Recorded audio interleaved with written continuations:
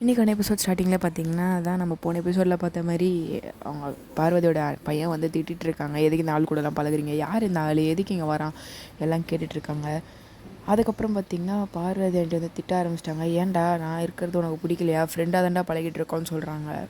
அவங்க வந்து நம்ப மாட்டேங்கிறாங்க. உடனே முத்து வந்து பேச ஆரம்பிச்சிட்டாங்க. ஏன் பார்வதி ஆண்டி அல்லூரியாங்கன்னு கேட்டுட்டு பேச ஆரம்பிக்கிறாங்க.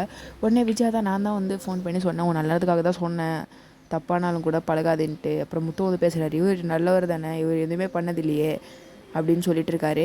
அப்புறமா பார்வதி ஆண்டி வந்து சொல்கிறாங்க, இல்லை பையனை அடிக்கிற வேலை வச்சுக்காதீங்கன்னு சொல்ல பார்த்தீங்கன்னா முத்துக்கு செம்ம கோவம். எதுக்கடா உங்கள் அம்மா முன்னாடி எதிர்த்து பேசுகிற, பெற்றதுலேருந்து வளர்த்த வரைக்கும் உங்கள் அம்மா தான்டா, நீ வளர்ந்து கல்யாணம் பண்ணிட்டு வேறு ஊருக்கு போயிட்ட, இருந்தாலும் ஒன்று பார்த்துக்கிறாங்கல்ல, அவங்க அம்மா தான்டா, எதுக்கடா அடிக்கிறேன்ட்டு கேட்குறாங்க.